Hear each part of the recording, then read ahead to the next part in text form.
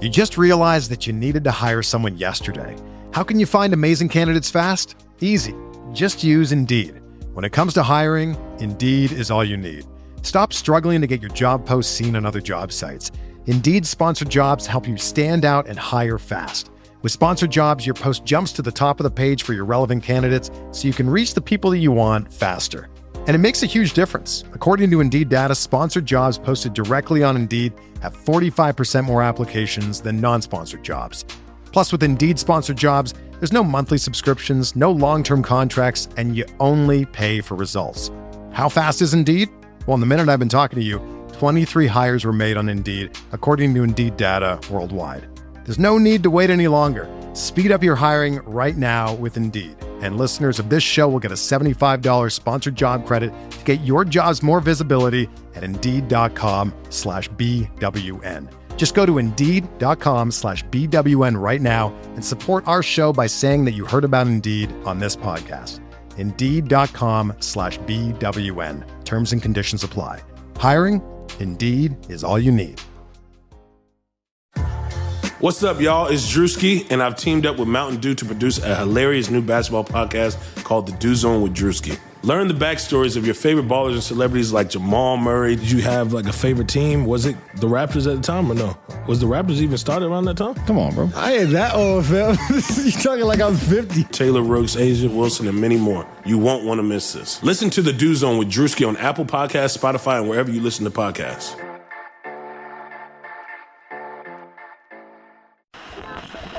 The Timeline is a Blue Wire podcast.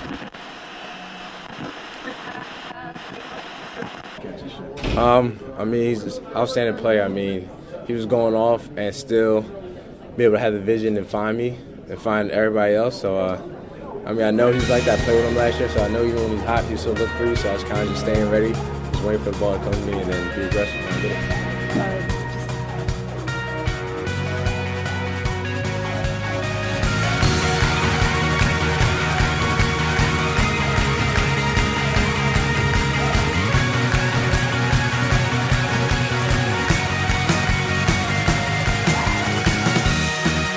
Welcome to the Timeline, a Phoenix Suns podcast. We just passed mid-season for the Phoenix Suns. We are now past Game 42, and the Suns just beat the Celtics on the what is officially the second half of the season. My name is Mike V. Hill, the host of this podcast. With me, as every week, of course, is the co-host Sam Cooper. Sam, how are you doing? What's up, Mike? I'm doing well. I'm excited for the guy we're talking to today. Basically, the king of Suns Twitter. That's right. At this point, that's right. We got a special guest for this podcast. I figured it's mid-season. We need to have a guest. We have to have someone who's definitely watching every game the same way that Sam and I are watching every single game, and that's Andrew Leezus from Twitter. Everyone knows him. Andrew, how are you doing? Packers just lost, so I'm not doing the best, but I'm actually really excited. Like, you guys have like such like dope podcasts, and I love y'all tweets, bro. So I'm actually super excited to be here, bro. Yeah, I'm glad that you joined us. I'm sorry about the Packers. Here's what I'll say. I didn't expect them to be there. I'll be honest. No, that's what I tweeted. I'm like, man, nobody even thought Packers are going to win the North, so I'll take it. Yeah, it's not the worst ending of the season. That would be probably the Patriots or even the Cardinals. It hurt. Cardinals expectations go into a lot of how you felt about how the Cardinals ended as well. I'm excited about them for the future. But yeah, I'm sorry about the Packers. The Super Bowl is going to be interesting this year, though. We're recording this immediately after the ending of that 49ers-Packers game, for anyone that's wondering. And we're going to cover a lot of things today. We're going to cover mid-season grades for everyone on the Suns, or everyone that plays on the Suns, basically. And we're going to give them letter grades, but the important part is not the letter grades. It's difficult to come up with the letter grade because a lot of that is like, is LeBron James the only A+ in the NBA? Or, how do you grade them? So we're just going to grade them based on our own standards and how we felt like we wanted to grade them. And we'll talk about each one individually and break down how we feel about every single one. And we're going to start with the front office and coaching staff. So I thought this was a good place to start. A difficult one. It's halfway through the season. Our feelings are going to change, obviously. We're feeling good because we just watched the Celtics game, right? The Suns beat, for the third time this year, the Suns beat a team with a winning record, which is kind of nice. So we're feeling kind of good, but we don't want to take that into it. First, let's talk about Monty Williams. Monty Williams, of course, his first year with the Phoenix Suns. he's had, I think, the perception that people have had of Monty Williams, just like any coach for any team, it just shoots up and down depending on how they're playing with every game. I did my best to try and think of this as the entire season, but I'll let Sam, why don't you go first? What is your grade for Monty Williams so far this year, and how do you feel about him? Yeah, man. I mean, the first thing I'll say is just that with all of these grades, I was trying to take into account preseason expectations. So it doesn't matter if that's the front office or the players, but with Monty, what that meant for me is he came in, we really had so many questions about what he was going to be this season, because he had last been a head coach for the Pelicans for 5 years. They were one of the slowest teams in the NBA. And so I had no idea what he was going to do coming into his first season with the Suns. I'm going to give Monty Williams an A- for his job so far. And I think there's been a couple of weak points throughout the season, obviously, like most recently a couple of weeks ago, especially when he was doing things like starting Aaron Baines and DeAndre Ayton together. But I think at the core of this issue, the Suns went from a bottom 3 offensive team to a middle of the road offensive team in terms of the advanced stats, offensive rating. They made the same jump defensively. They are now one of the best passing teams in the NBA. They were 20th in assists last year. They're second this year. Across the board, Monty is just he's really helped this team sort of consistently, offensively and defensively. Again, he coached one of the slowest teams in New Orleans, and now they're a top 10 team in pace. So I think he's just really shown that he's an adaptable coach who's fit for the modern NBA, which was a huge question we had. And, you know, he's been more than willing to change his starting lineups up. He experimented with the Ayton and Baines thing, saw it didn't work, was then more than willing to go back and try other stuff. And ultimately, that's what I want to see out of a head coach. So I'm pretty happy with Monty so far, and I'm going to go A-. Andrew, what do you think? I'll probably say around like a B+. B+, A-. I'm in that same range, but it's like, so obviously you want to take into account the whole season. I think Monty's been great, and I think there's a lot of worries because, you know, the last time he was a head coach was 2014 with the Pelicans, so we didn't know how he'd adjust to this the modern NBA with the taking threes, and we saw a little bit of that in training camp and in preseason when he was talking about this 0.5 system, right? Just get the ball, pass it, take a three. So I think his system has been pretty good, and I think more so, I think what's really like what I liked about him as a hire and overall was he's like a great leader, man. And like the guys really actually respect him, and it's unfair to say like, oh, you know, it's better than Igor because nobody respected Igor because he's still the head coach and you got to respect your head coach. But I feel like Monty's somebody that the players can really relate to. He's somebody that the players trust, and like we've known that he's well respected around the league. So, and with the lineups, you know, it's been a little up and down. Obviously, nobody likes the Baines and the Baton lineup. Nobody's a fan of that, and I do wish he'd trust his rotations a little more instead of just every other game changing rotations because I feel like that doesn't really help the players either. But overall, I mean, I feel like some people, their expectations, I think all of our expectations went way out, like way above than what we thought because in the prediction, who was it? Suns Reddit, he asked us all, right? I think I predicted 35 wins for the Suns, and like I would have been super happy for that. And, you know, they started off 7-4, and all of a sudden you start thinking, oh, Monty's coach of the year, and the Suns start tweeting out, yo, is he coach of the year yet?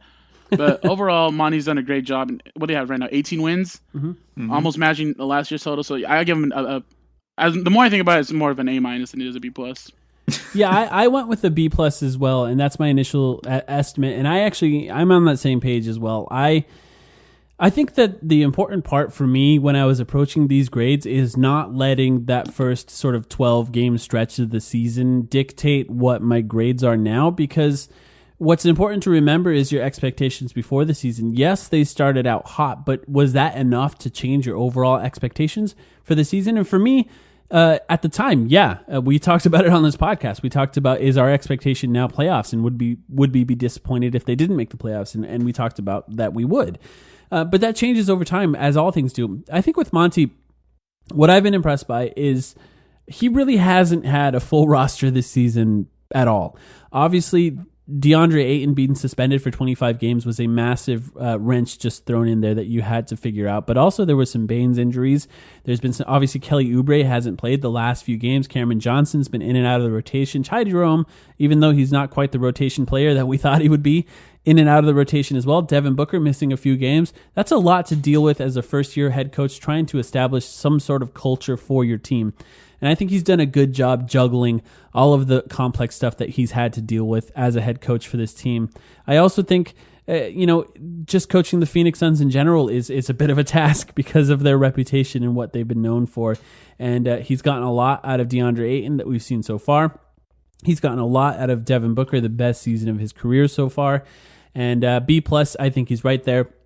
I would easily give him an A by the end of the season if things keep going as they're going. And of course, if the Suns made the playoffs, that's like an obvious A. You can't give a coach who joined the Suns and they made the playoffs, you can't give him anything under an A. So B+ is right there, and I'm willing to absolutely shift over to an A on that one. Overall, I think he's done a good job. And here's one thing I will say. There's been a lot of different lineups. There's been a lot of different rotation changes. But I think one of the things that I've actually liked about Monty so far is that he's willing to try different things, but he'll pull the plug if it's not working. So he might try it 1, 2, or 3 games, and if it doesn't work, he'll just change it up. And I think that's something that you have to do when you're dealing with a lot of weird injuries or guys in and out of the rotation because of other reasons, like with DeAndre Ayton. So if he had to do that, he had to do it. And I just like that he doesn't stick with things too long. He's not overly stubborn. Like, we're not starting 2 big men anymore, 2 centers. So that kind of thing, yeah, I enjoy. Let's talk about James Jones. We got a lot to talk about on this podcast, obviously, so we can't stick too long on each topic. But James Jones is an interesting one. Actually, Andrew, why don't you go first on this one? How do you feel about James Jones so far and what he's done? Obviously, everything really happened in the offseason, but also I guess you could include him not making any moves yet in your evaluation of James Jones. What do you think? I have to give him a B-. It's the same because I love the Rubio signing, obviously, and I know, especially, I get frustrated sometimes with Rubio in the fourth quarter with those like running shots from like 18 feet that aren't threes, but just from the top of the key, and they get frustrating. But he just does so many things to win that it was a great signing, and I feel like I feel like the fans are kind of like taking him for granted. The Rubio signing, because he doesn't do everything perfect because he's not a perfect player, which is why he's like players like him who's such a great playmaker. That's why he's available to go get, because he's not the perfect player. He can't always shoot. But I thought that was a good move. But I'll go back to the draft, and you get Dario Saric, who's been solid, and he's been a contributor. And you get Cam Johnson, who's shown flashes, but I just can't get over passing over Brandon Clark. He was my number 3 player in the draft, and it seemed like he just fell to the Suns like it's a sign of fate or something. And I recorded my reaction to it, too, because I was so sure it was going to be Brandon Clark. And then they said Cam Johnson, and I just threw my phone down. I was like, I didn't even upload the thing. I just tweeted, like, bye. I'm done. I'm off this app. And then you see Brandon Clark, the things he's doing in Memphis, that seems like such a perfect fit next to DeAndre. And so that was a bit frustrating. But then you go back to letting Bender go and signing Kaminsky. And Kaminsky, I mean, we're going to get into the grades right now, but, Kaminsky's, he's done what he was signed to do. I'm trying to be nice, but, yeah. In all fairness, he was forced into a role that he didn't think he'd get with DeAndre Ayton getting suspended. So, Kaminsky wasn't the worst signing ever. It wasn't good, but it wasn't the worst signing. But I think a B- is solid. I don't know, like, he's done some solid things, but there hasn't been anything that he's done you're like, wow. But there's been a couple moves that you're like, I'm not sure. And then as far as not trading for somebody, that's kind of what I disagree with. I see a lot of people on Suns Twitter saying, give up the. I saw Max tweet. I love Max, but he tweeted that like give up the playoffs hope. Suns are what, 2 games back of the 8th seed, and it's like they're behind a Memphis team that's just as young as them. They're inexperienced. It's not a guarantee that Memphis just keeps up this great play. So I think when you have an opportunity to make the playoffs, and obviously I'm not saying sell the farm and go get. I'm against like Kevin Love or any of those big contracts with but if you can add a rotation piece, I think it was AZ Sports Zone. He suggested Patty Mills. Like somebody like that would be great. And I think James Jones, I heard him make a comment about, they didn't expect to be here at this point and they're happy with where they're at, so they're not really trying to mortgage the future. But I don't think getting Patty Mills or, rotation power forward is gonna mortgage the future. I think if you have a chance to make the playoffs, you get a chance to make Devin Booker happy, and then you have to be a little more aggressive than I think what we've seen from James Jones. Mm-hmm. Sam, what do you think? Yeah, I mean, again, judging from expectations, I'm going to go with a C+ for James Jones. Basically, like a C is satisfactory. And what was the whole plan for James Jones this summer? Is to raise the floor. Mission accomplished. I don't know what the ceiling of this team is, but the floor is definitely raised. Some of the moves he made, just like Andrew was talking about, were solid. The Brandon Clark was my guy too, so I was upset about that. I like Cam Johnson so far. The big thing that holds me up at this point is it's still the Josh Jackson trade. And I shouldn't even talk about it as a Josh Jackson trade. It's the DeAnthony Melton trade, because right now, we see how much the Suns are hurting for bench production. And it's just a fact that they could have waived and stretched Josh Jackson and didn't have to give up DeAnthony Melton just to get rid of him. And it would have cost them a couple extra million on their cap sheet for the next few years. But given what we know Melton is becoming now, he's becoming really a Patrick Beverley type player. That just would have been so valuable for the Suns to have long term. So, James Jones has made a couple of short-sighted decisions like that could come back to haunt the Suns in the future. That being said, he wanted to raise the floor. He's raised the floor. And I think when he talks about how the Suns are even a little bit better than he expected, he is telling the truth. So I'm going to go with the C+ for him. I've been basically satisfied. I also had, same as Andrew, a B- here. And I think with James Jones, so much of it, I guess part of my B- is still because I think that ultimately what this team needs is another star player, and somebody next to Devin Booker that can also create offense on their own. I think this team clearly still struggles when he's off the floor, and although we do have better players, and they did make a lot of good moves this offseason to make the team better, that's still a glaring hole and a glaring weakness for this team, and it was something that we talked about before the season even began, so it wasn't a huge surprise for us here on this podcast. And as we know, I loved D'Angelo Russell, but there were other options out there as well. Some that never came to fruition, but I do think that he has done a good job overall. It's just not excellent. I had the same type of tweet. I think that we all did, or Reddit comment.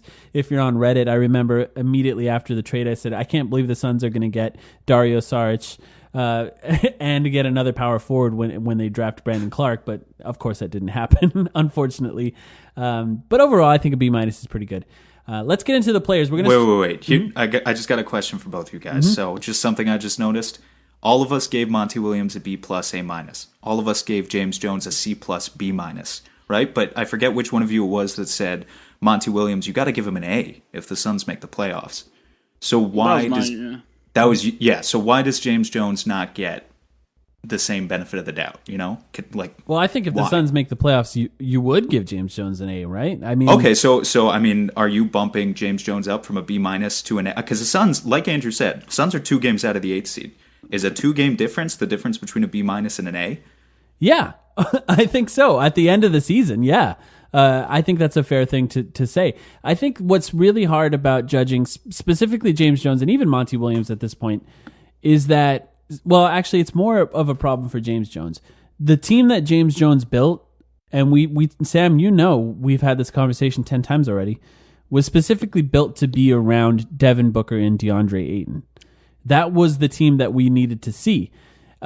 We talked about how they mortgaged, they sort of had the idea of this team doesn't need stars, it has 2 stars already.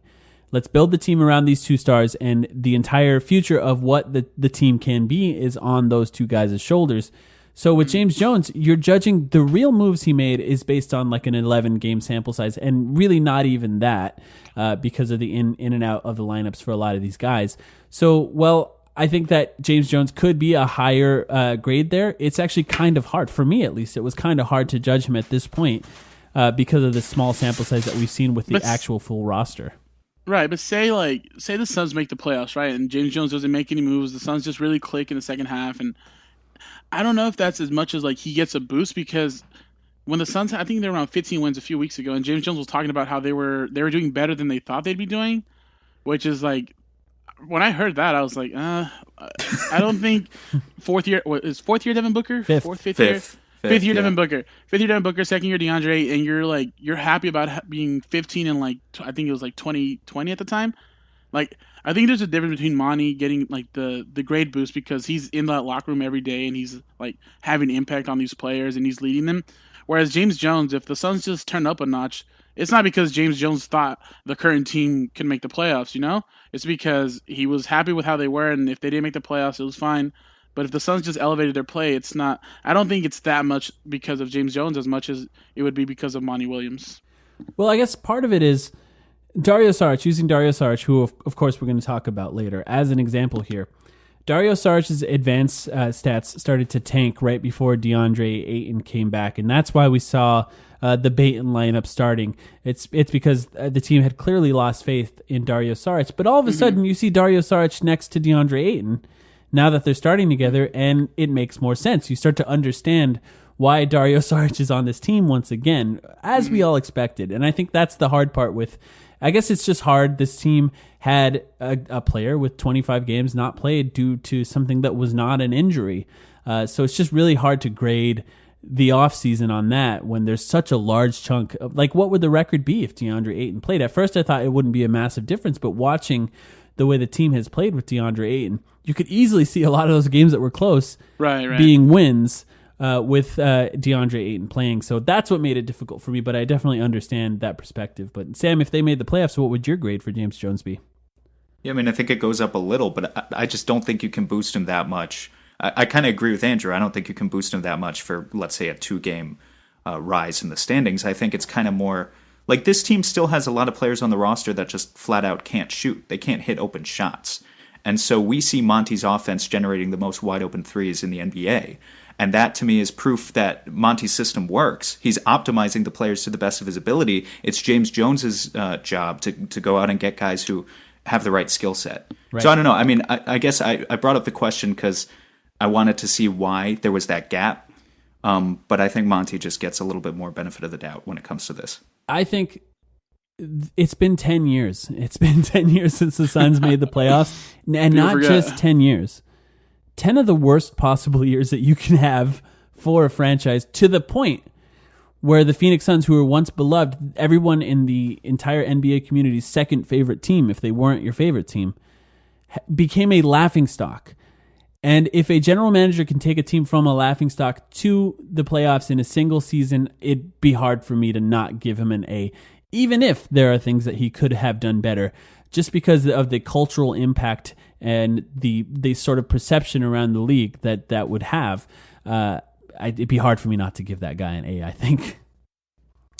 Let's go to the players. Let's start with the bench, and then we'll get to the starters at the end of this podcast. So if you're waiting for some talk on Devin Booker and DeAndre Ayton, you're going to have to wait a little longer. Yeah, go to 42 minutes and 13 seconds. I'm just kidding. I don't know. I'm just like, we'll see. I have a feeling these conversations are going to take a while. I'm going to start with mine, and I started with Aaron Baines here.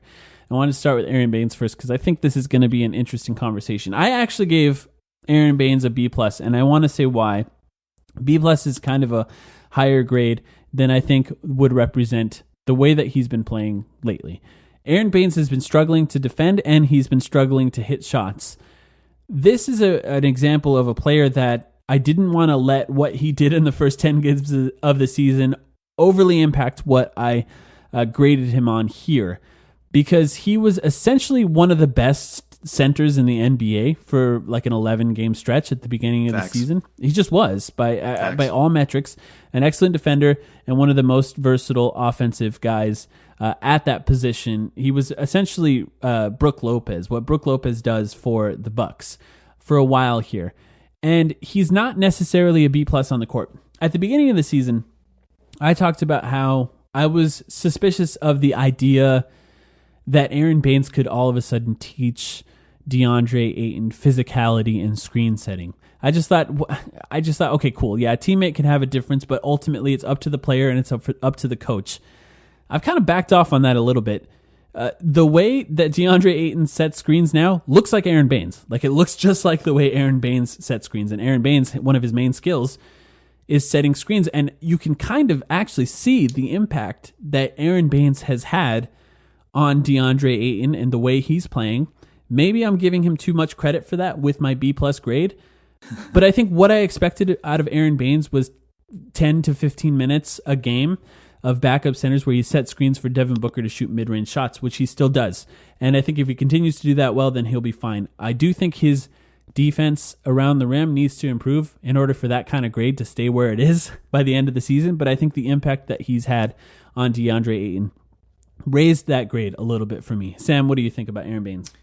I'm going with a B, so just a little bit lower than you, and I just think it was so critical for the Suns to get out to that 7-4 start, regardless of what the reason was. Obviously Baines wasn't ever going to stay a 50% three-point shooter all season long, so maybe got a little bit lucky. But that just gave the Suns something to play for without DeAndre Ayton. And I think when you talk about Baines being this veteran presence who actually wants to be here and is willing to teach some of these younger players, the Suns being 7-4 and giving the team the confidence to believe that they could make the playoffs has a lot to do with that, as opposed to say, like Tyson Chandler in theory was a great veteran to teach some young guys on this team, but then maybe the Suns started out 3-10 in the season and it was very easy for him to give up. Same goes for Trevor Ariza last year. But the other thing with Baines, obviously right now he's playing poorly. There's no sugarcoating it. Like at this point, Sheck Diallo might be better in those minutes. Honestly, you can make a case. And Baines is actually doubtful for the game against the Spurs tomorrow, so we might see Diallo in those backup spots.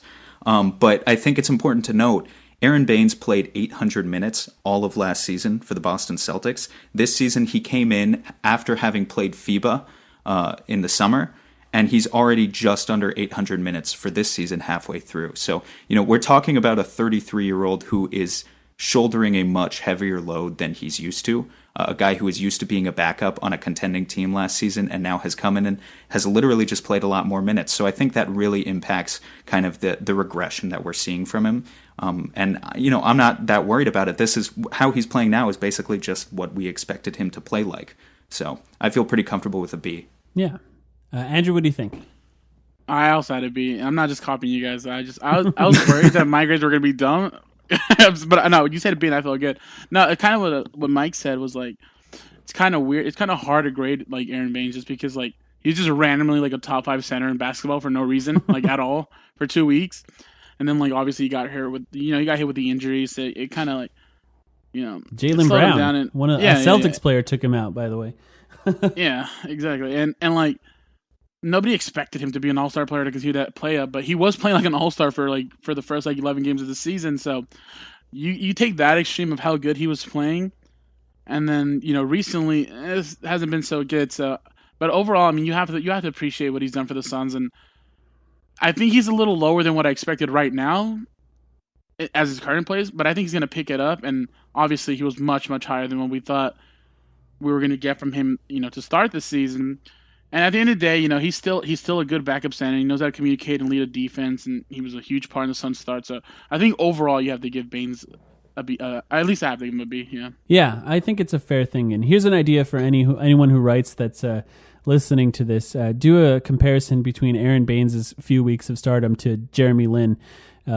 Because that's what it was like. A player that should not have been a star coming out of nowhere and being a star for a few weeks and absolutely carrying a team that shouldn't have been as good as it was. That's what Jeremy Lin did. And in the absence of a star, which is kind of what Jeremy Lin did as well. You can call it Baines sanity or something. And by the way, if we had to include the Aaron Baines fan club account in this evaluation, obviously we'd all be giving Aaron Baines an A because that was one of the acquisitions of the offseason as well. Facts. Here's another interesting one. Frank Kaminsky. Oh, brother. So Frank Kaminsky, you know what? Sam, you go first on this one. I'm going to make you go first on the Frank Kaminsky one. Yeah, dude, I mean, we got to breeze through some of these bench ones. Frank's fine. He's fine. He's fine. Not good. No, he's not good. He gets a C. He gets a C. He came in. He's averaging 10 points per game. He's shooting 35% on his threes. He's a traffic cone on defense, but we knew that was going to be the case coming in. I feel like this is the one where a lot of Suns fans are going to hear it, and they're going to be like, oh, Frank sucks. Give him an F. But he's just average. He's just Frank. Andrew, what do you think? You sound like you were shocked at that, so you better. No. I feel like I'm pretty fucking smart because I said C too. Like you guys are super smart. I give him a C. Stop. Too. I said I'm like I feel like he's just everybody like Kaminsky does anything. He's like, dude, like God damn it, Kaminsky. Like anything he does is just like that. And it's kind of easy to be that guy when he's just like unathletic and misses every layup ever. But when you think about it, like, what's he making? I think $5 million, right? Yeah, He's making $5 million. So he wasn't supposed to get he was supposed to take that role. Like we didn't expect AD to suspend for 25 games. He was starting games. He was hitting big shots, and at the end of the day, though, he's Frank Kaminsky. Yeah. So like, if you expect more out of Frank Kaminsky, that's your fault, and that's why some people get disappointed. Yeah. The reason I was never disappointed is because I never outside of like 2014 when I compared Kaminsky to Pau Gasol when I was like in a Facebook group, like I never had expectations for Kaminsky, but like Sam said, he's fine. Like okay, like he's Frank Kaminsky. Yeah. He's a C. I went even higher. I gave him a B-, and here's what I'll say: the reason I gave him a B-, I expected him to be terrible. And I think that he's been slightly better than terrible. And I think one of the reasons... That's all we can ask for. Yeah, slightly better than terrible should be a tattoo on Frank Kaminsky's back, because that's about as good as he's going to get. And with Frank Kaminsky, I think one of the reasons his grade is higher than I would have expected it to be, sort of when I thought about it, when I was putting together my notes for this, is because of how bad the offense has been when Devin Booker was off the court for the last few games. So bad. It's so bad. And I looked it up. I looked up some stats when Devin Booker's off the court but Frank Kaminsky's on. It's still a net negative, but it's nothing like it is right now. Frank Kaminsky affected the offense in a positive way when he was on the floor. He still affected the defense in a negative way, but the overall impact was better than most of the players that are on the floor when Devin Booker is off the floor currently. And he also had that one performance in Mexico where he just randomly turned to Dirk, which we should have won. Yeah. Well, that can happen. Like that could have been a game that the Suns should have won. Like if it wasn't for the Spurs fouling Rubio and then that's a win that Frank Kaminsky has. Like before the season, if somebody told you, Frank Kaminsky's probably going to add a win to the Suns, like I'd bet against that. Yes, exactly. And if you look at the guys on the team, Aaron Baines, Frank Kaminsky, Tyler Johnson, Elliot Kobo, Javon Carter, Czech Diallo, Cameron Johnson, Ty Jerome, Mikal Bridges. Now outside of Mikal Bridges, that's our entire bench. None of those guys are capable of becoming Dirk for a day. Except for Frank. It's really just Frank. And maybe Aaron Baines on once in a while. It goes back to James Jones, too, because when you have games like they've had the past couple games, you don't have Kaminsky, you don't have Cam Johnson, you don't have Kelly Oubre. There's no fucking wings on this roster. There was a lineup against Boston. Where was Devin Booker at power forward? With Okobo, Ty Jerome, and Javon Carter. Yes, exactly. Like that's the kind of shit we're throwing out right now off the bench. So Frank Kaminsky, obviously, he has his flaws, but at some point you got to get a little bit of bench production, and at the very least, he can usually hit an open shot. And you know what? He's a punching bag for the fans of this team a little bit. And you know my theory, Sam, it's because he just looks kind of goofy. And I think if you look kind of goofy and you're making a mistake, it doubles down on the amount of criticism that you're going to take. It's not like when Kelly Oubre makes a mistake, it's still like a model on a catwalk. Like it's not that ugly when it happens. He just does some push-ups on the floor. But when Frank Kaminsky does it, he looks like a cartoon character making a mistake. So it's like it's a little bit worse, and I think people pile on a little too much. Frank Kaminsky is not a great player. He's slightly better than dog shit, so that's fine. Let's go to a player that's been pretty bad too, and we can quickly talk about this because I actually feel bad for him. Tyler Johnson, I gave him a D. Let's just start with the letter grades. What did you give Tyler Johnson, Andrew? Just the letter grade only. D plus because he was pretty nice for like 3 quarters this year. I'm like, damn, he could shoot. Like he reworked his whole shot, and like that Sacramento game, I'm like, and then like my brain is so tiny that like all I have to see is like 1 quarter of a new season, and then I'm like, okay, this is a completely different. He's player. Gonna be amazing, yeah. Yeah, I'm like, he's good now because if he had done it at the end of the last season, like, he sucks, but like it's a new season, so yeah, Tyler Johnson's good now. So instantly, I had full faith in Tyler Johnson's shot and his ability to lead this team, but unfortunately, it hasn't resulted in further success after that. But yeah, a D, and I feel like David Nash gets mad at me. I love David Nash, but he was getting mad at me the other day because I was tweeting some not nice things about Tyler Johnson. But for no reason, he just tries to take over the Hawks game. We're like 30 minutes into this podcast, and you've thrown the smoke at both Max and David. No, stop. No, you guys are going to edit it, and then it's going to be like, oh, fuck Max. Like, no, I love those guys. But I think they get annoyed with me. I'm a little immature, but, it happens. Me too. Sam, what do you think of Tyler? This is it's an F. Because here's the thing, dude. Again, it was about preseason expectations. I like Tyler Johnson as a person, but I went into the season, and I remember I said on a podcast, we had some guest, I forget who it was, but I was like, maybe it was Max, actually. And I was like, do you guys think Tyler Johnson could be 6th man of the year? Like, I brought that up as a question.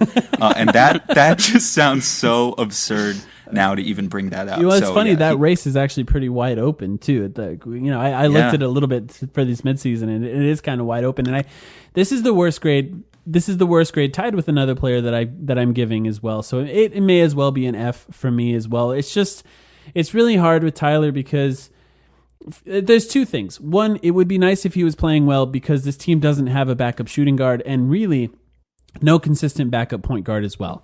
So a glaring hole in backup guards, and Tyler Johnson, the guy that's a veteran who's making $19 million this year, is not playing well. And that's really difficult. But the other part that sucks with Tyler Johnson playing badly is that he would be a nice trade piece right now. And you got to imagine if he was just a serviceable backup guard, that would be a lot more valuable to trade, because teams that are trading for an expiring contract have to sell something to the fans of the team. They're not just going to tell them, hey, this guy's going to expire and then we'll sign somebody this offseason. They have to say, oh, we're really excited to have Tyler Johnson. He's been on some good teams. He was playing well this season, and I think he can contribute.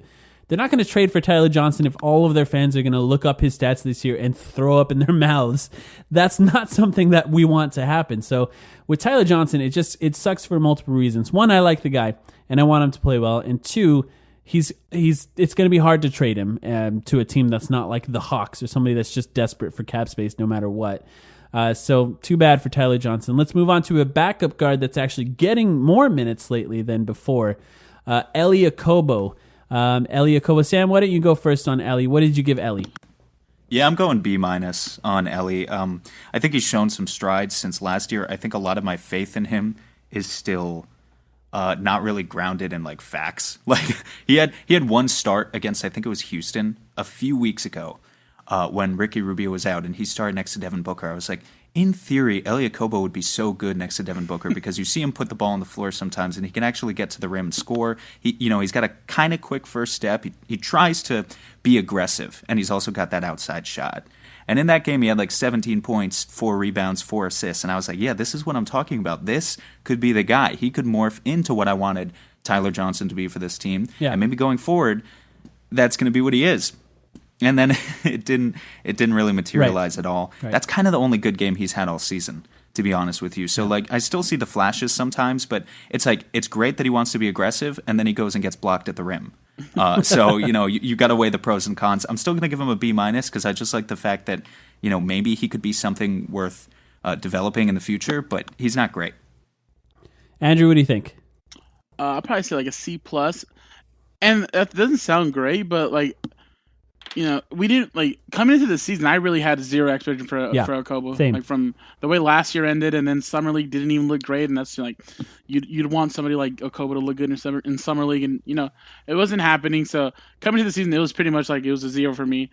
But I've seen some flashes, and I think part of me just wants him to be like Baby Dragic so bad, where like I see the flash and like, oh my god, when he's confident, he's got a nice handle and he can get by people, but then he shoots threes and he shoots them to the moon, and then he never makes them. But sometimes he makes them and it looks pretty, and then you start envisioning like, okay, this guy starts putting a little confidence. He could be kind of what this team needs from the sixth man, like in terms of like, he's a point guard. He likes to get his teammates involved, even though he doesn't always go about it the best way. And he can be aggressive, but like Sam says, sometimes he just goes at a 7-footer and gets blocked, and then they're on a fast break. At the beginning of the season, we did our Superlatives podcast, and I gave Elie Okobo the most likely to fail tag. So my preseason expectations of Elie Okobo were that he was going to get no minutes. I just could not see a situation where we would need Elie Okobo, and that's how dire the backup guard situation is for this team. So just based on how little I expected of him, I'm giving him a B+. I don't think he's playing like a B+ player, but I expected less of him, and I think he's actually doing well. And now, just a point on his three-point shot, he hasn't, he's taken 48 shots this year, but he's second on the team behind Cameron Johnson in three-point percentage. Now, that is a symptom of how bad this team is at shooting three-pointers, as much as it is how well he's doing at shooting threes. But it's still nice to have a guy that's a little bit of a relief valve. If he's like wide open in those bench lineups, he can hit that three, and that's nice to have. So that is still, no matter what we talk about on this podcast, a position that needs to be upgraded if this team expects to make the playoffs. And that's something that could happen in the next few weeks. But just based on how little I expected of him, I'm just going to give him that B+. Let's talk quickly about Javon Carter. We don't have to say much. I gave him a C. I think he's been fine. I didn't expect much, and I'm not really getting much. He can't really play offense. What do you think, Andrew? I like Javon Carter because whenever you tweet his name, you get like 100 likes and like a bunch of people like follow you, and you have his mom like retweeting you. The Mountaineers, people with Mountaineers in their bio will show up in your mentions. Listeners, if you want some free clout, just tweet like Javon Carter's a beast. He's changing the game out there, and then it's easy clout. But no, like you said, he's been fine. Probably a D-. I'd say a D+. He's shown some things where you appreciate the effort and. Yeah. It was cool when you hyped up the crowd that one time, and like that's pretty much like what do you take from Javon Carter? A+ bench celebrator. A+. And you see his shot, you're like for some reason he's like a weird guy where I'm just like I feel like that shot's gonna go in every time, just the way he shoots it, and like he has confidence. But I mean, he's like you said, he's fine, and for a fourth string point guard, he's fine. He's whatever. Yeah. Sam, what do you think? I gave him a C. I just want to go back a second. It's so funny that it's just so true. The entire state of West Virginia is like right there in your mentions. The second you mention Javon. And like we on this podcast, we've interviewed both Richaun Holmes. We haven't gotten a player, but we've interviewed Richaun Holmes' mom and Ty Jerome's dad. And so like for our Christmas, we were debating if we should do a Christmas episode this year and we should ask Javon Carter's mom, but she kind of just like scares me. So we chickened out and we didn't even try. Oh, she was liking like old takes exposing my tweets when I was like Javon Carter stinks. And then somebody was, and then he had like 2 threes, and then like, you see that he's actually pretty good. And then she was just liking everything. See that idiot? So just like I'd like to declare that I have beef with Javon Carter's mom. So just so that's clear. I'm just kidding. I'm sorry. The thing is about Javon Carter's mom, and we talked about it before, she's not a fan of the Suns. She's not a fan of the NBA. She's just a fan of Javon Carter. And I like that about her. I think that's appropriate. There's something gritty about that. Yeah, you're a mom. You should be a fan of your kid. Yeah, that's all. But that's all. I think with Richaun Holmes' mom, Laetitia, Dr. Laetitia, she was a fan. She's a fan of the whole NBA. She knows the players. She likes to talk about them. She likes to talk about what she thinks, how she thinks teams should play. Like she has strategic thoughts and stuff like that. And I'm sure Javon Carter's mom does as well. But what she's out there, she's got an agenda. Her agenda is to pump up her boy, her son. You gotta love that. I mean, I just wish either of my parents stand our podcast with the same energy. Can Javon you imagine? Mom. Like commenting on podcast tweets from other podcasts. Yeah, this podcast is fine, but have you heard the timeline? Yeah, I wish like my mom would just get on Twitter like. When somebody's like, Andrew Leezus is fucking dumb. I'm like, go like tweets. Like, go be like, actually, he's pretty cool. Actually, when you have a good tweet, they go like the good tweet. It gets like 200 likes. Hey, look at this hashtag or at we'll take disposed, dude.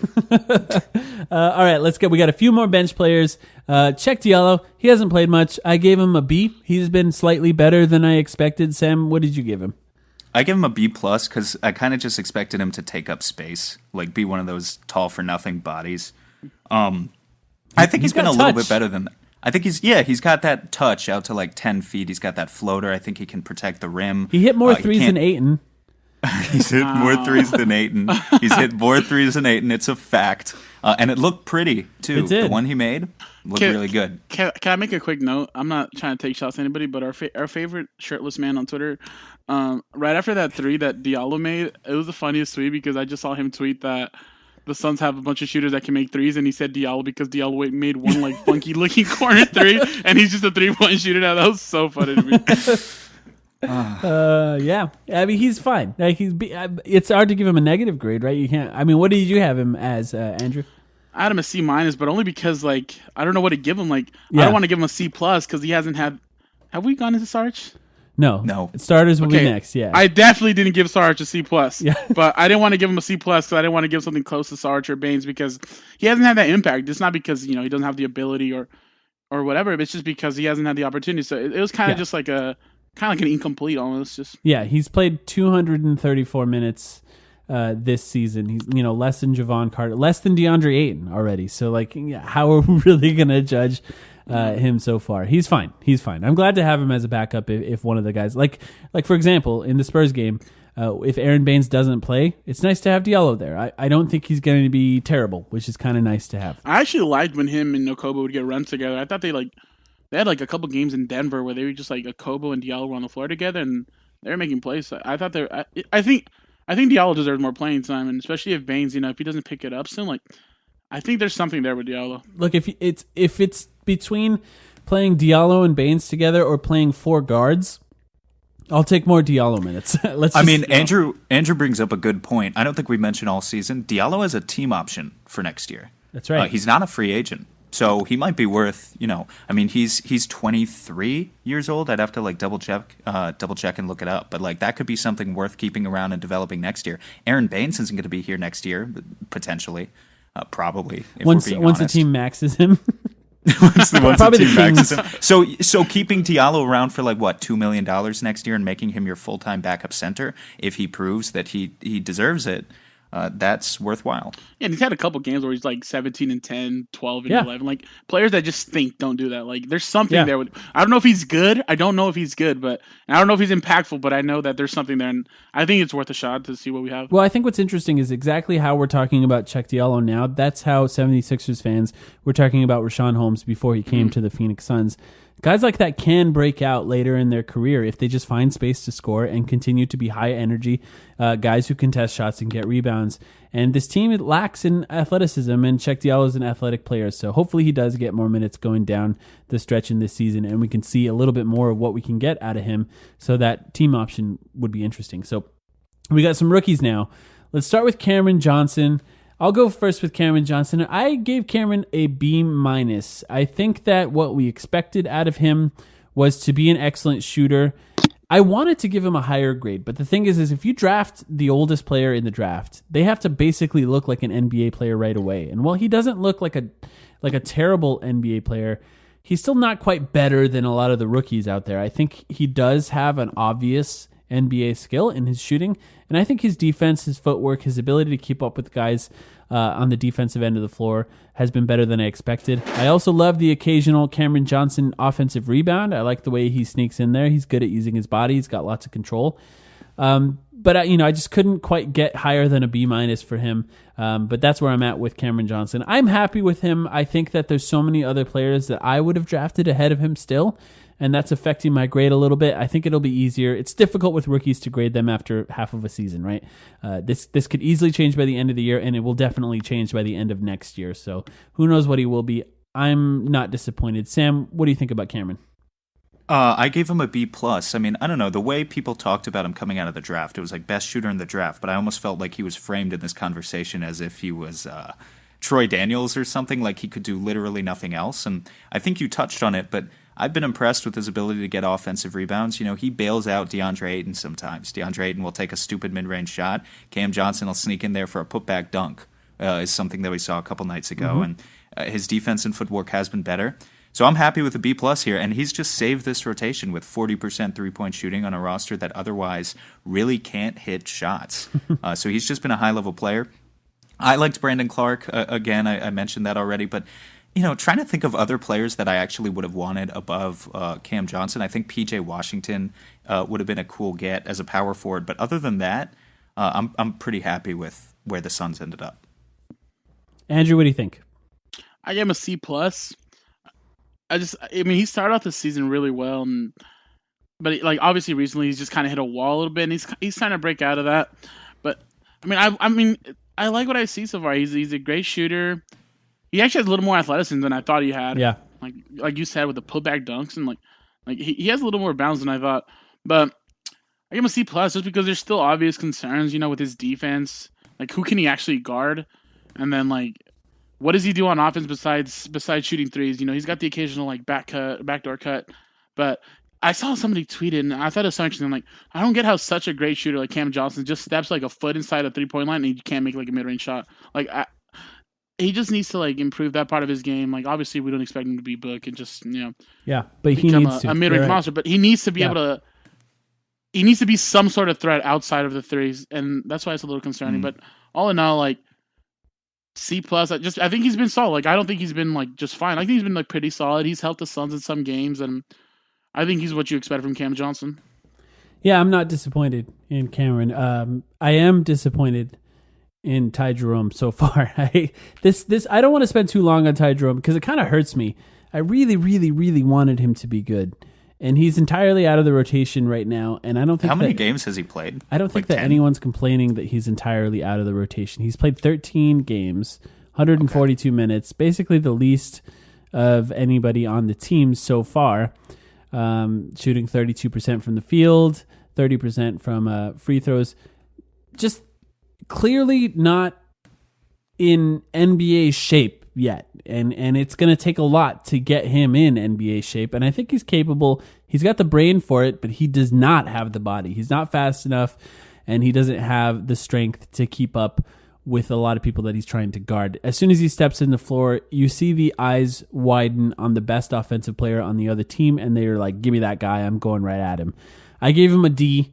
I don't want to give him a D. I want him to be good. I hope that he can get in a little bit better shape, and I actually do hope that he plays well enough to sneak into the rotation a little bit towards the end of this year. Maybe if the Suns actually get up in some of these games ever, we get to see a little more Ty Jerome, but that's every game is close now, so that's not really happening.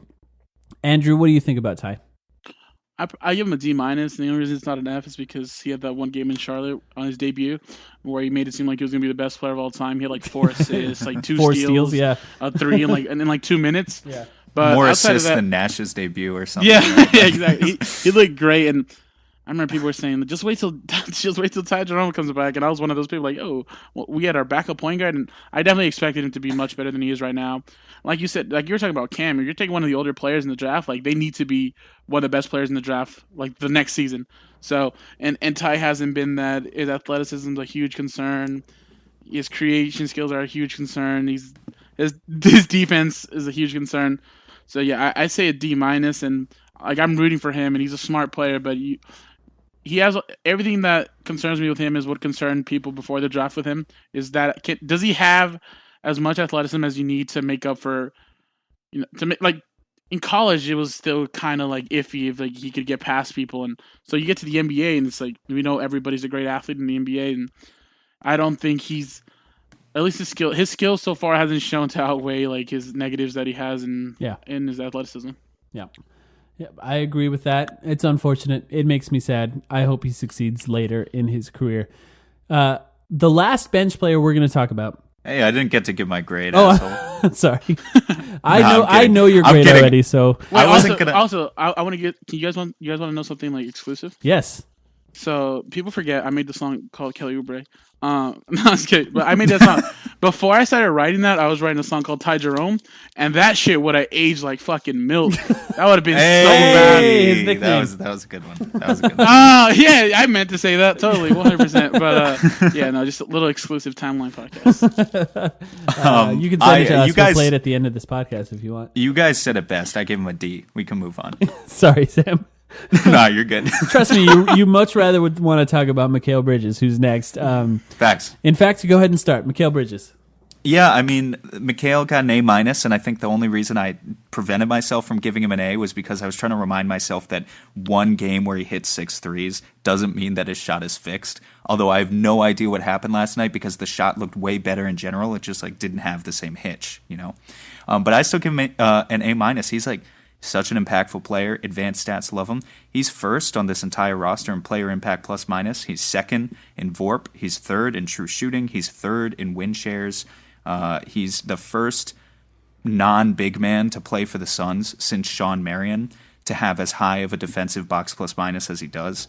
He's just like, he's such an impactful player. I don't really know what else to say. Like, we've been talking about his strengths all season long. Now that the shot comes back, and now that you can actually see the gravity of a Devin Booker, DeAndre Ayton pick and roll in action, he's going to have tons of wide open spot up opportunities. He just needs to hit it.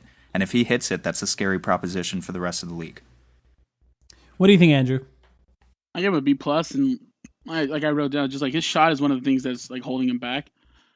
And like, and I'm the same way as Sam, man. Like I saw that last game, and now I mentioned how my brain's tiny, so now I'm just expecting him to make 6 threes in every game, or else I just don't like him anymore. But no, like obviously he's a great defender. He's like an elite defender in his second year already, and like he doesn't put up the assist numbers or anything, but like you appreciate how far he's come as a playmaker, and like in terms of the beginning of last season, he's more confident now. You see him sometimes he'll take a rebound and he'll take it coast to coast, and he'll make a play with it. He's such an important piece, and we're gonna talk about Oubre later, but he's one of the players. When people ask me like, "Would you start him over Oubre?" and it's just like how much I value Mikal so much, but it's like, is he more valuable than what Oubre is for like the chemistry and and Oubre's from Ubre's been playing great too. But no, Bridges has been great, and if we see more of that Celtics game, then it's not going to be a question as who the Suns should start. Obviously, You got a song about Mikal coming up anytime soon? if he makes 6 threes next game, I'll write a song. Guaranteed. I'm holding. If you he to makes that. 6 threes against the Spurs, 6+ threes, I'll write a Mikal Bridges song. Okay. I had an A for Mikal Bridges, and here's what I'll say.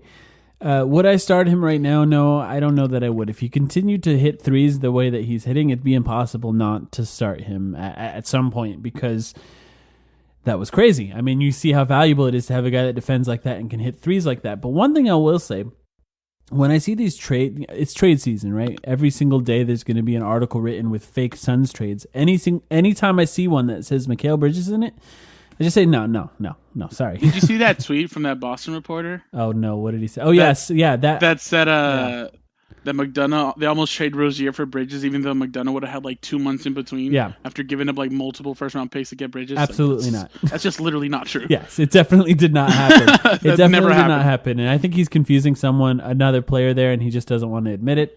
And tweet didn't get enough attention, so he probably won't. But it doesn't matter. My point is, I would not trade him. Would I trade Kelly Oubre? Possibly. Like for the right player, possibly. I love both of these guys, but I think the way Mikal Bridges fills in the gaps, that's how I like to say it. He just fills in the gaps between what other players do. He makes up for mistakes that other players make in a way that nobody else on this team can, because of his ability to cover so much ground with his speed and just his length. He's got insanely long arms. He's vital for this team, and I gave him an A. It would have easily been an A+ had his offense picked up a little earlier. I do like that he's cutting. I do like that he's driving. He hit one of the most important shots of the game yesterday, off dribble, fading away like Kyrie Irving. So, he's just doing things regularly that he just did not do last year. So I'm really impressed with him so far. I gave him an A. Let's take a quick break. We have a special segment for you guys, and we're going to come back and talk about the starters.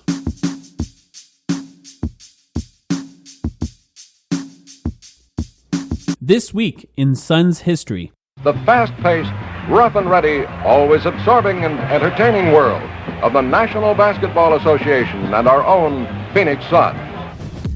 On January 22nd, 1968, the city of Phoenix was officially awarded an NBA franchise.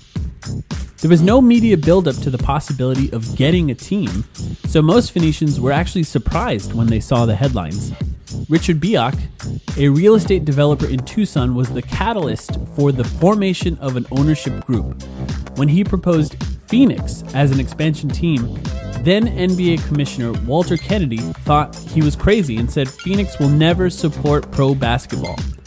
Kennedy warmed up to the idea after doing his own informal polling in Phoenix. He said, "I talked to half a dozen shoeshine boys and a couple of barbers and some taxi drivers, and I was surprised and gratified at how aware they were of the NBA. I came away with strong feelings that Phoenix was ready." Right before the 1968 All-Star Game, Biak got word that the Board of Governors voted to give Phoenix a franchise in exchange for a $2 million franchise fee. The ownership group hired 28-year-old Jerry Colangelo as the first general manager, and both the group and Jerry stayed in those roles until they sold the franchise to Colangelo's group for $45.5 million in 1987.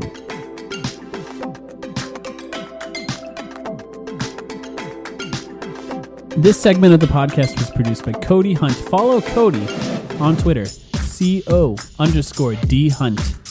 Music is by Calvin Marcus. Follow Calvin Marcus on Instagram at instagram.com/Calvin Marcus, Marcus, Markus.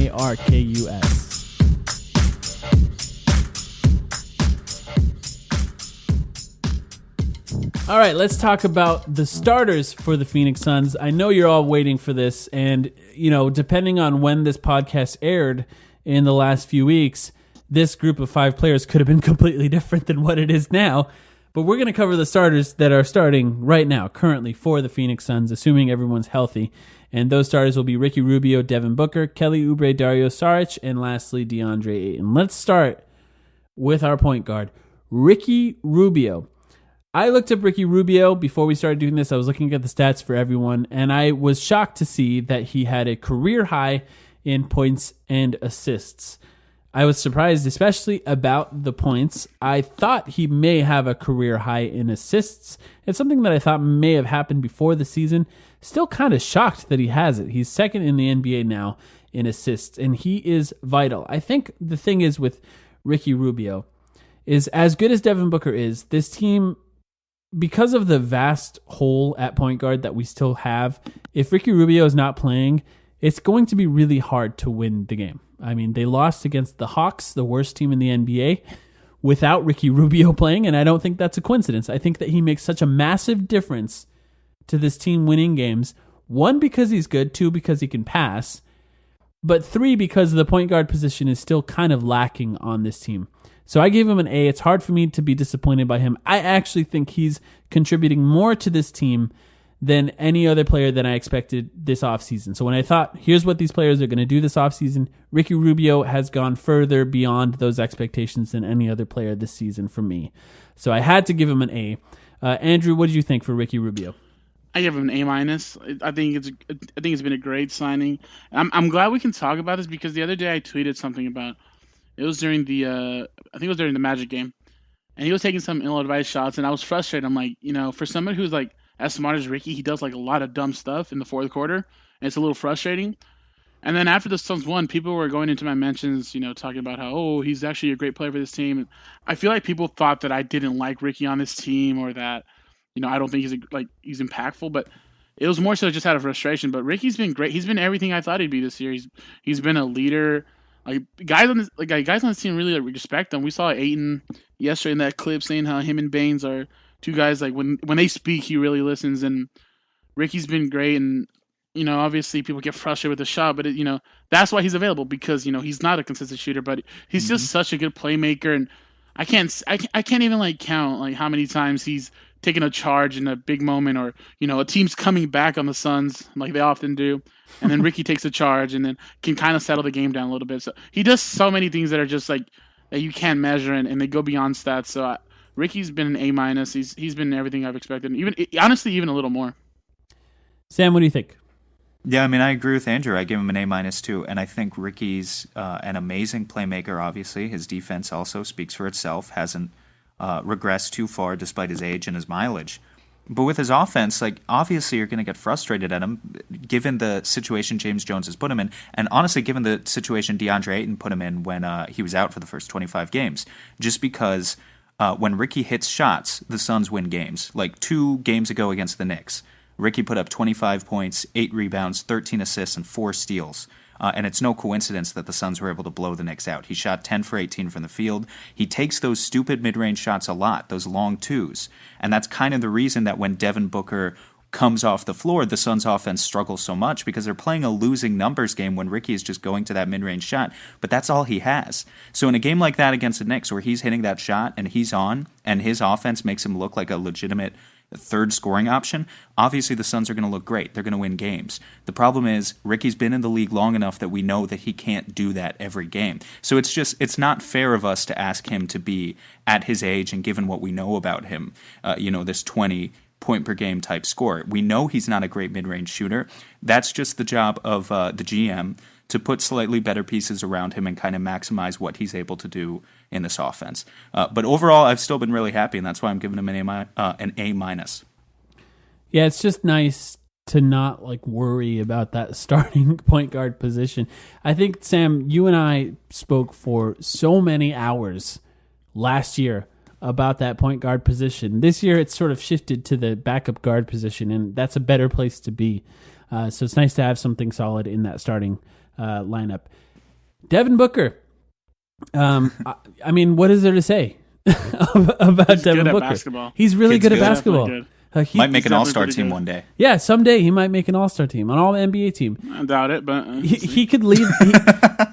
Have you ever been more confident that Devin Booker will lead the league in scoring at some point in his career than you have been in the last 10 or so games, guys? Come on. He's been absolutely sensational offensively in a way that we've never seen before on the Phoenix Suns. So here's a stat that blew my mind this week. Credit Chris Hansen for this one, actually, and then the stats up.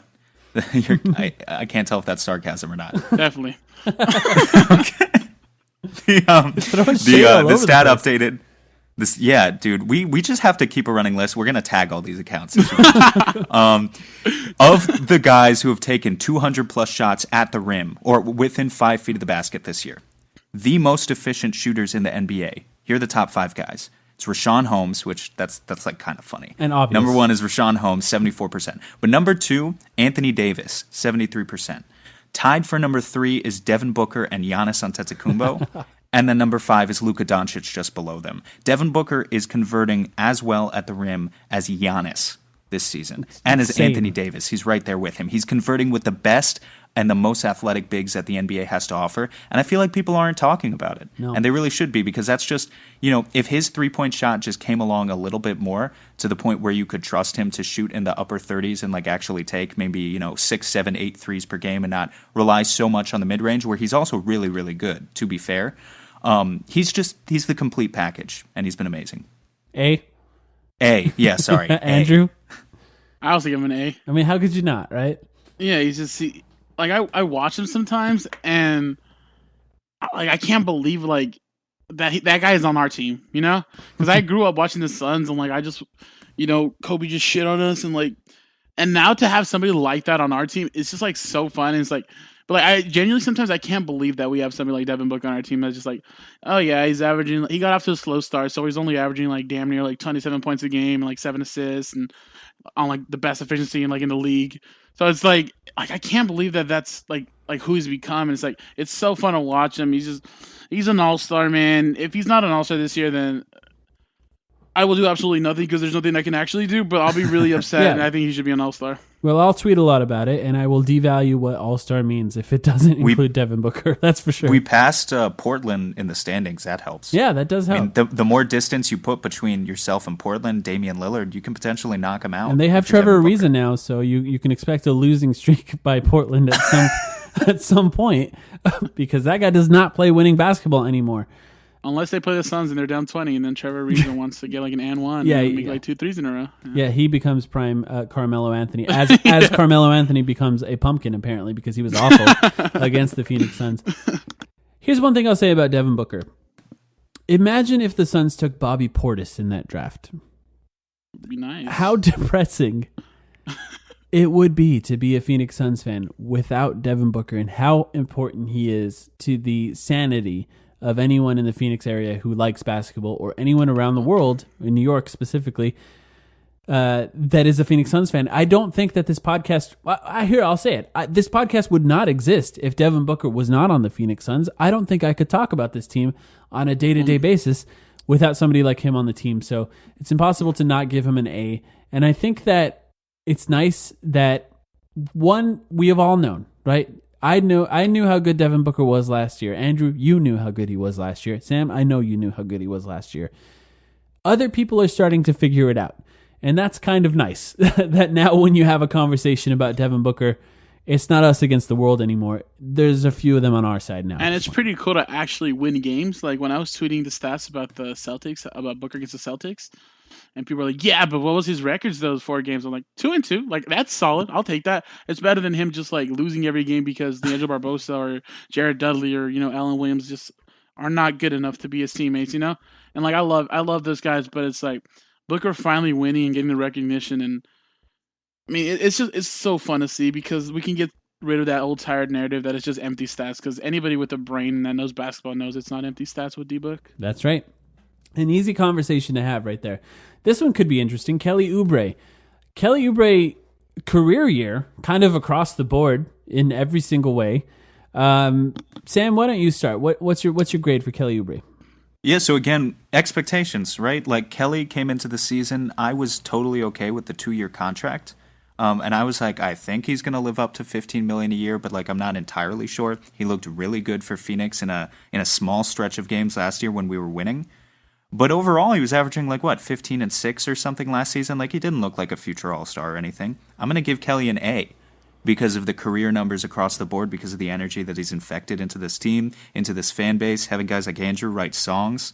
about him that pop off on SoundCloud and Spotify. And, like just statistically, too, over the past 10 games, this hasn't changed since last week because he missed the past 2 games. So I talked about it last week, too. But he's averaging like 22 and 8, 2 steals, 50% from the field, 44% from downtown. That's his past 10 games. Those are all-star numbers right there. Mm-hmm. So it's hard for me to give Kelly anything other than an A for the way he's playing. And he's just still, we'll see what happens when he gets back, which hopefully will be tomorrow. But he's on this trajectory right now of maybe he even can be that number 3 guy for the Suns going forward. And maybe he is looking at a really, really good contract extension, a really lucrative contract extension when he's a free agent again next summer. Andrew, what do you think? Yeah, I have an A-. Like, it's funny because with Kelly, when you think about it, that's why I think so many fans are so quick to say they'll start Bridges over him, because when you think of just Kelly as a player, sometimes, you'd wish he's a better playmaker. You'd wish, you wish he did some things differently. He's not the perfect player by any means, but you can't explain what he does when he's out there. He's the emotional leader of the team. Anytime they need to stop, it feels like he takes a charge, he gets a steal. And this year, he's averaging, 18 points a game? The last 10 games, he's averaging 21.8 points, 8.2 rebounds, 1.8 steals over the last 10. And he's shooting like 44% from 3. Yeah. And like he's turning into like a real player. Like, it's not just like, oh, he's an emotional leader and, that's all he is. He's turned into an emotional leader that's like on like 60, 70% of the nights, he can go toe to toe with Book in terms of like being that sidekick that Booker needs. And I mean, he's been awesome, man. A-. I love Kelly Oubre. He's just the best. You guys convinced me. I had B. I'm gonna bump it up to an A. You guys are right. Here's the one thing. I think, Andrew, you had a great point there where you talked about how easy it is to focus on the things that he does not do well, because the things that he doesn't do well are kind of frustrating sometimes, and that's falling asleep on guys who are cutting backdoor, things like that. That drives me crazy. But I gave Devin Booker an A, so I can't really. Good point. Yeah. But the other thing is driving into some guys and not seeing the pass at all, and just and if you don't get calls, which the Suns players don't really get calls, that's essentially a turnover. It's a missed shot, but it's basically a turnover. You're missing out on some shots. But the things that he does well, he does really well. Transition, he's one of the best transition players in the NBA. But also the emotional side of the game, the sort of chemistry, the ability to bring guys up and raise their energy level. That's something that I've always appreciated. And, PJ Tucker, one of my favorite players for the Suns that played in this like worst stretch of the Suns ever. He was like that too. He was a guy that just raised people around him, even though he wasn't averaging the type of numbers that like even Kelly Oubre is averaging. So I'm going to bump that up to an A. I totally get it. And the other part that I think I forgot about is how well he's been shooting lately. So thanks for bringing up those stats, because that makes such a huge difference for this team. And if he comes back, and I think he may play against the Spurs, continues to hit threes at the same time that Mikal Bridges starts to hit threes, yikes! Like, that's going to be hard to defend. That's basically two of the best wings.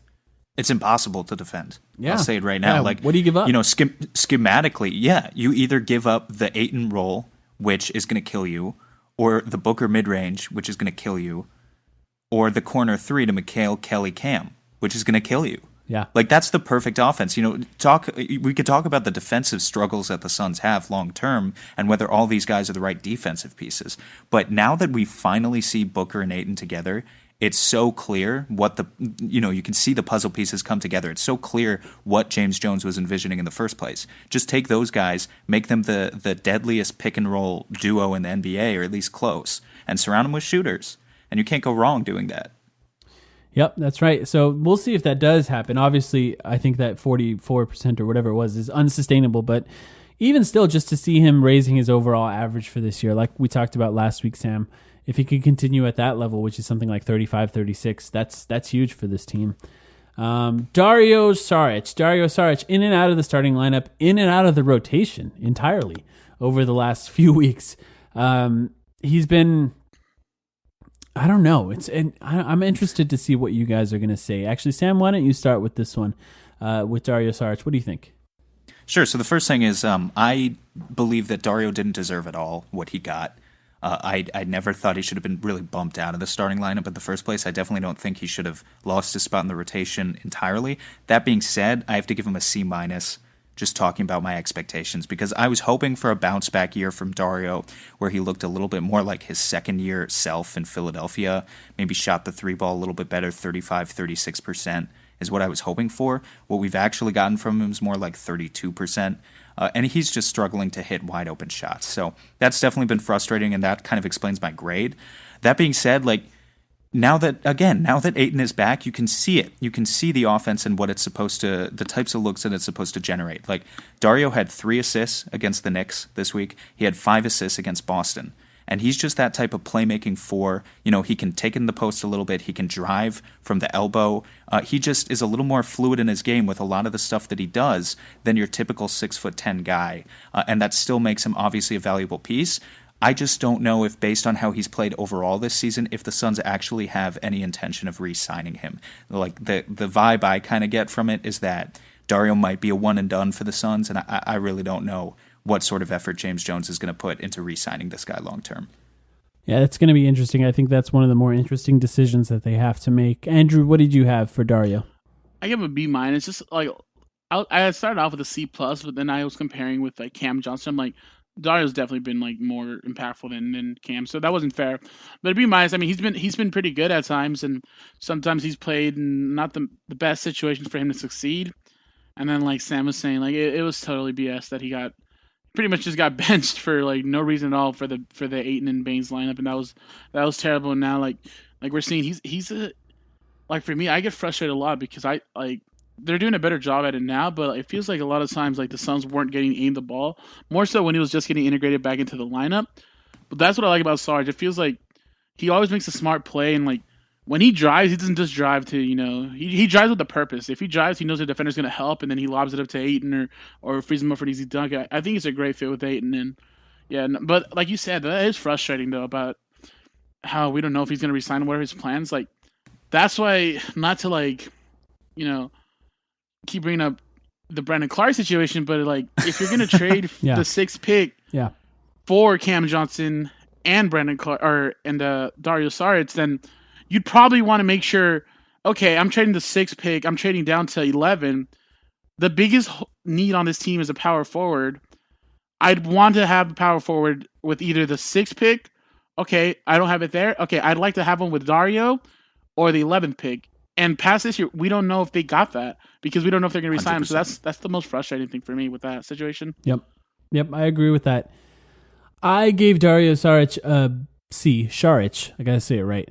A C. I struggled giving him anything higher than that. I considered lower than that even, just because he's been struggling lately. One thing I do want to remind people of, something that I talked about at the beginning of the season. In 2017-18, he shot 36% from 3 before January 1st and 41% after. In 18-19 last season, he shot 33% from 3 before January 1st and 39% after. Saric kind of plays himself into shape. He didn't look great coming into the season. Looked a little soft. Looked like a guy who wasn't quite in NBA shape. And I think he's going to pick it up a little bit after now that the new year is here. That's something that statistically he's done in the past. He shot better at the end of the season than he did at the beginning of the season. If he continues to do that, that makes a huge difference. DeAndre Ayton's back. We're going to talk about him in just a second. When he's on the floor, guys get open from the from behind the 3-point line, and Dario Saric is going to be the guy that's probably open the most in that starting lineup because he's the least of the threats besides Ricky Rubio, who just won't shoot it. So if he starts making that shot, that makes such a huge difference. But I think his playmaking, his ability to play better defense than I expected, and his renewed focus on rebounding, I think he actually can raise that grade towards the end of the season. I like Dario Saric. Like, I don't dislike him. I think he's not a bad player. I think he might be more of a backup power forward long term though than a starter. I'm starting to question whether or not his future is the starting power forward on a good team. I don't know. Sam? What do you think? Do you think that's Dario Saric's future? Yeah, I mean, if he can put it all together, we just haven't seen him do it in a single game this season. Yeah, theoretically, I really wonder if he plays himself into shape and he's the 37% shooter with some of the rebounding and the defense we've seen, because I think his reputation coming into the season also was that he wasn't a great defensive player, but he's fundamentally sound, and we've talked about that before. He's one of those guys where even if he doesn't generate the steals and the blocks, doesn't play the passing lanes, he stands his ground in the post. I mean, We've seen him play some good defense at guys like Nikola Jokic this season. So I definitely think he has the capabilities to put it all together and be a starter in theory. Is that actually going to come to fruition? I don't know. And I don't know how GMs are really going to see it either. Yeah. Because like right now, just if he has a similar second half of the season to his first half and he doesn't play himself into shape, he's not looking at, even with what a weak free agent class this is, he's not going to look at an amazing contract. No, even with all the cap space available, I don't see it either. Any other thoughts on Dario, Andrew? His facial hair kind of bothers me, but he's been for me. It's just like I watched him and it's like he's one of the people that like make me the most upset sometimes during games though by what they do, and they make me tweet dumb stuff. I'm blaming that completely on him and not on me being immature. It's completely on him, and I just tweet dumb stuff. But then like I watch him, like this guy's a smart player, man. He's a solid player, and he's helped the Suns win the games this year. I have a rule on Twitter and Reddit. Just don't judge people for what they say during the game. Don't judge people for what they say during the game threads on Reddit.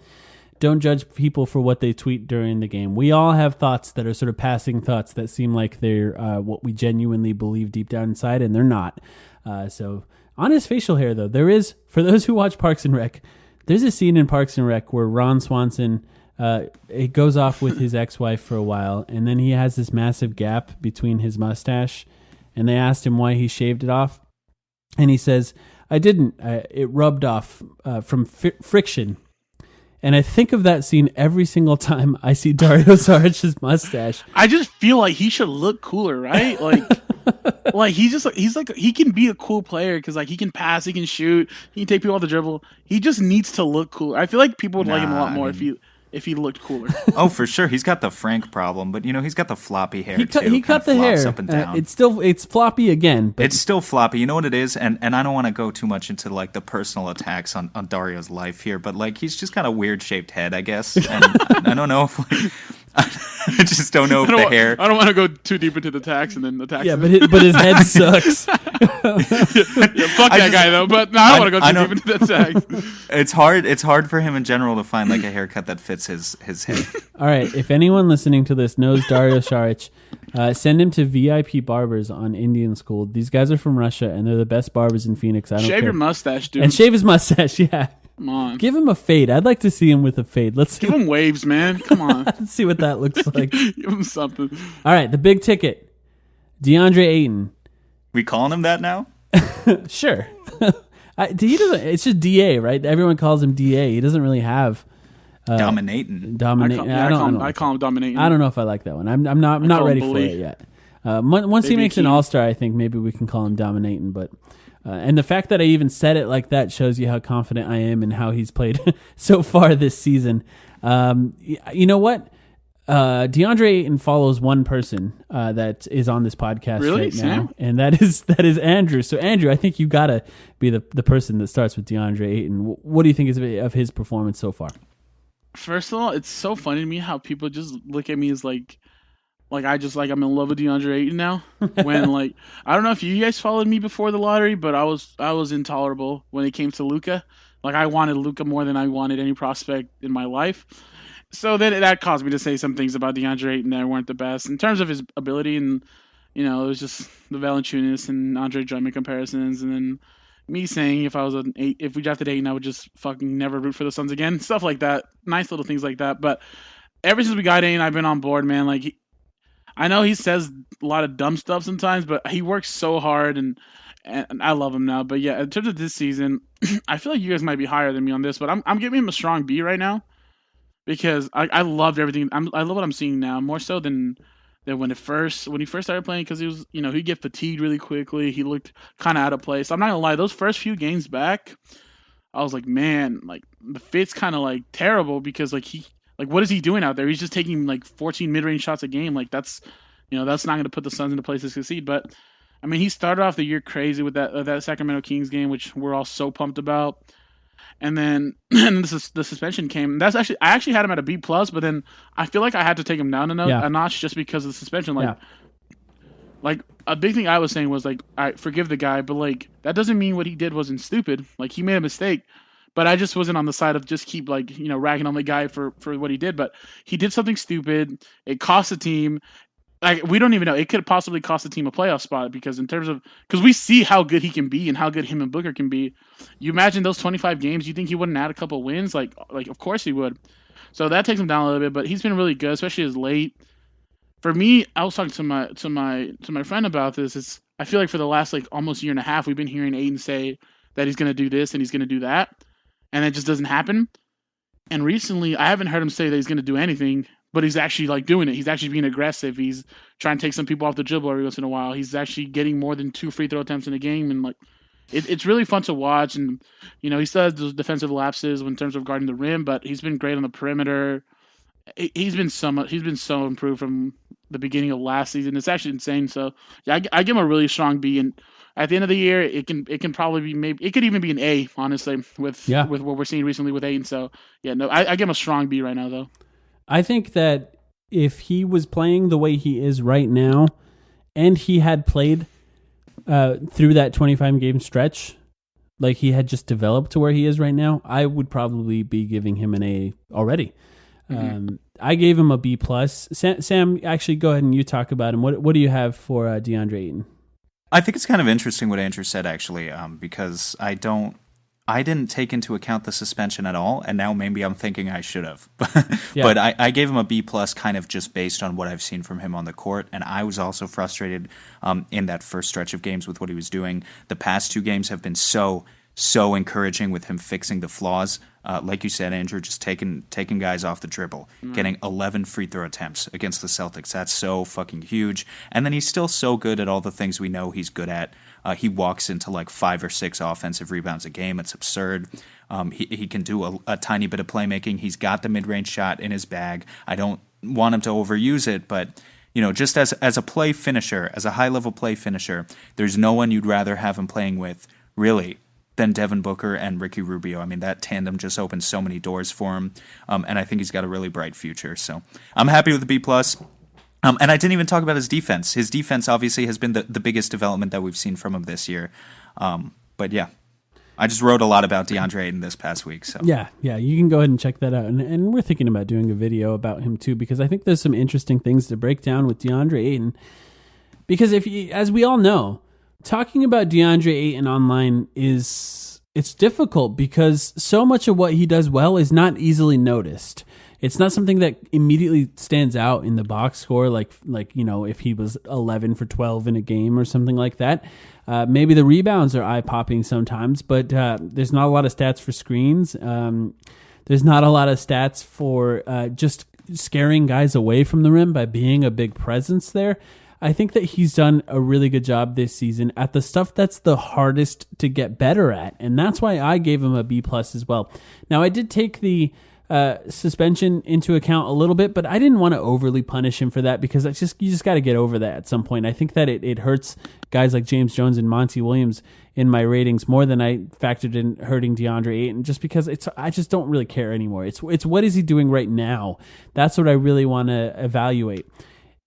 We don't have a huge sample size here of DeAndre Ayton, and he started off a little different. He struggled on offense, like you said, Andrew, with the mid-range shots.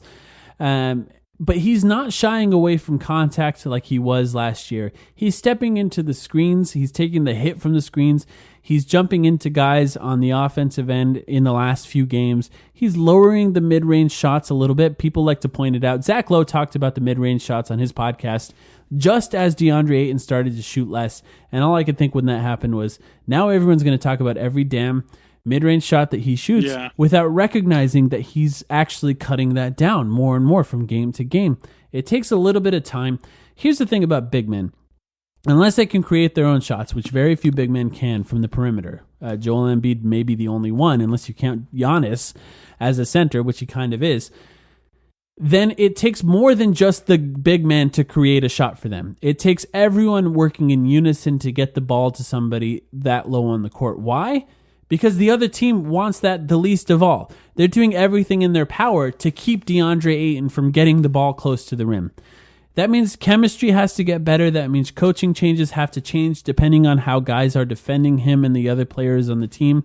And new players that are playing with him have to figure him out a little bit. that means that I was never really overly concerned of offense in general. I think it makes sense that he's doing a little too many mid-range shots to start the season. It takes a little time. But what's hard is recognizing defense. What's hard is getting your effort up on defense. And what's hard is taking hits regularly the way he is. So the fact that he's improved at the stuff that's the hardest to improve at, to me, that's a plus for him. And so quickly, too. Like, if you try to watch his first, 20 games last season, it's so painful to watch. Like, it was like you lose hope, so quickly. And I think it honestly just, like I said it before, but it goes to speak on, Ayton's just, his work ethic and, how coachable he is. I think that's what makes him so likable. The fact that, you'd think somebody like him, oh, I'm the number one pick. I've always been the best, anywhere I go. They don't have to be that coachable. Like you've seen, in the past, Andrew Wiggins and guys like that. But now you're seeing Ayton. He's like, all right, I got to do this better. And he's doing it better. And he listens to his teammates. And like you said, man, the defensive improvement in 1 year has just been insane. And I tweeted this yesterday, but I think Igor Kokoshkov deserves a lot of that credit too.